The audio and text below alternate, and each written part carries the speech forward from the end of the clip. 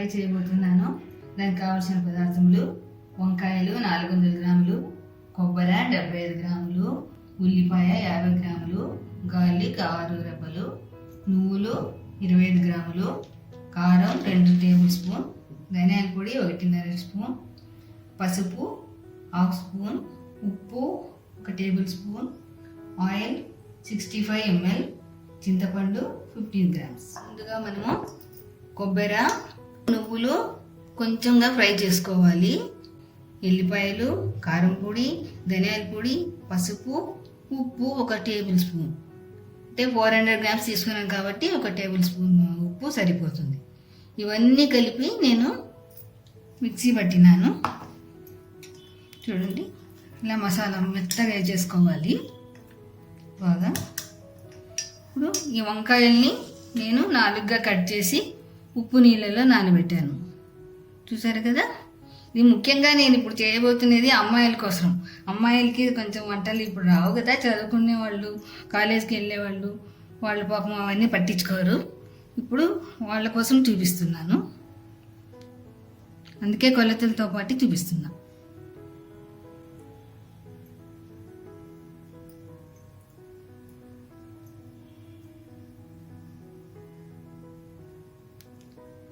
ఇలా చేసి ఫిల్ చేసి ఒక దాంట్లో పెట్టుకోవాలి.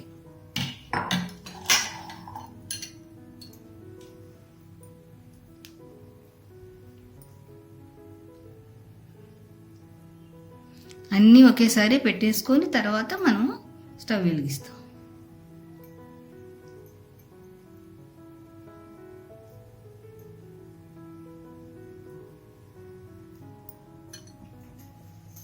స్టవ్ వెలిగించి పెడుతున్నాను.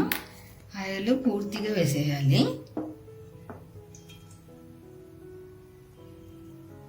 పేరే నూనె వంకాయ కదా, అందుకే ఆయిల్ ఎక్కువ పడుతుంది అన్నమాట. కొంచెం వేడైన తర్వాత ఉల్లిపాయలు వేస్తాము. కొంచెమే ఫ్రై అయితే చాలు, ఎక్కువగా బ్రౌన్ కలర్ రావాల్సిన పని లేదు. చూసారు కదా, ఇలా అన్నీ ఫిల్ చేసాను. మసాలా పెట్టేయండి.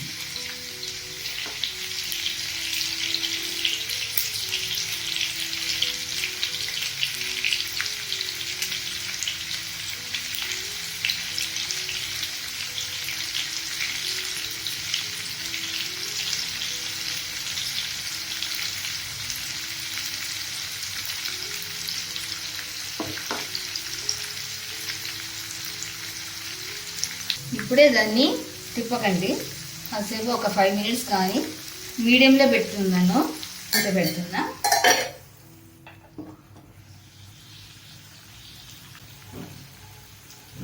నిదానంగా తిప్పండి. ఇలా కలర్ చేంజ్ అవుతుంది. ఇలా అన్నీ ఒక్కొక్కటిగా నిదానంగా తిప్పాలి, లేదంటే అన్నీ విడిపోతుంది ఒక్కొక్కసారి. కాబట్టి నిదానంగా చూసి చేయండి. మీరు ఒకసారి చేసి మీ పేరెంట్స్కి పెట్టండి, వాళ్ళు ఏమంటారో చెప్పి నాకే కామెంట్లో పెట్టాలి. సరే కదా. ఇలా తిప్పి ఇంకా ఒక 5 మినిట్స్ ఇలాగే ఉంచాలి. కిందంతా కొంచెము బాగా ఫ్రై అవుతుంది. చూస్తాము ఇప్పుడు. ఈ కలర్ వస్తే చాలు. ఇప్పుడు మిగిలిన మసాలా ఉంది, ఇవన్నీ ఇందులోనే వేసేసి ఒక్కసారి 1 నిమిషం కలిపెట్టేస్తామంట.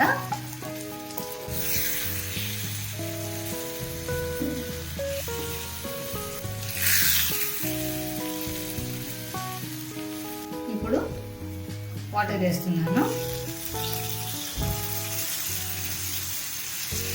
ఒక 10 నిమిషాలు ఉడకాలి. తర్వాత కొనాలో మనము పులుపు వేస్తామంట. పులుపు రసం వేసి 5 నిమిషాల్లో తీసేస్తాం.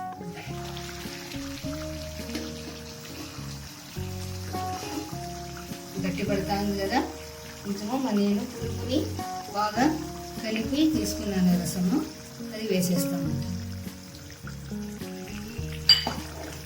ఇదేం ఎక్కువ ఉడకాల్సిన పని లేదు, ఒక 5 మినిట్స్ అంతే. చూడండి వంకాయ బాగా ఉడికిపోయింది.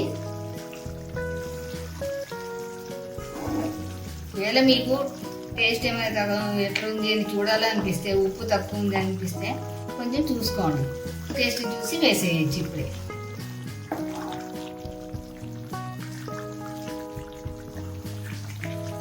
ఆఫీస్కి పోయే వాళ్ళు ఉంటారు, వాళ్ళకంత టైం దొరకదు కాబట్టి ఇట్లాంటివి చేసి పెట్టుకుంటే ఫ్రిడ్జ్లో 6-7 రోజులైనా ఉంటుంది బాగా.